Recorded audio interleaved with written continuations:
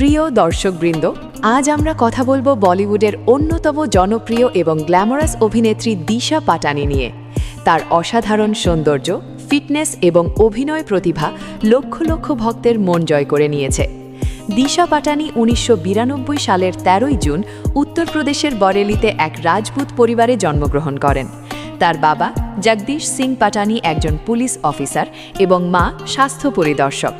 বড় বোন খুশবু ভারতীয় সেনাবাহিনীতে লেফটেন্যান্ট। ছোটবেলা থেকেই দিশা পড়াশোনায় ভালো ছিলেন এবং ইঞ্জিনিয়ারিং পড়তে শুরু করেন, কিন্তু মডেলিংয়ের প্রতি আকর্ষণে পড়াশোনা ছেড়ে মুম্বাই চলে আসেন।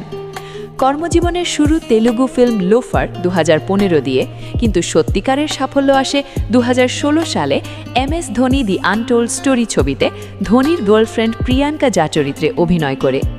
এরপর জ্যাকি চ্যানের সাথে Chinese film Kung Fu Yoga, Tiger শ্রফের সাথে বাঘি 2, সালমান খানের ভারত, মালঙ্গ এবং সাম্প্রতিককালে প্রভাসের কল্কি 2898 AD এবং সূর্যার তামিল ফিল্ম কঙ্গুভা, সব ছবিতেই তিনি দর্শকদের মুগ্ধ করেছেন। 2025 সালে তিনি IPL ওপেনিং সেরিমনিতে পারফর্ম করেছেন এবং নিউ ইয়র্ক ফ্যাশন উইকে ক্যালভিন ক্লাইনের হয়ে র্যাম্পে হাঁটেন। দিশা শুধু অভিনেত্রী নন, তিনি ফিটনেস আইকনও। জিমে নিয়মিত ওয়ার্কআউট, ডেডলিফট, স্কোয়াটস, তার টোন্ড বডি দেখে লক্ষাধিক যুবক যুবতী অনুপ্রাণিত হয়। ইনস্টাগ্রামে তার গ্ল্যামারাস ছবি সবসময় ভাইরাল হয়।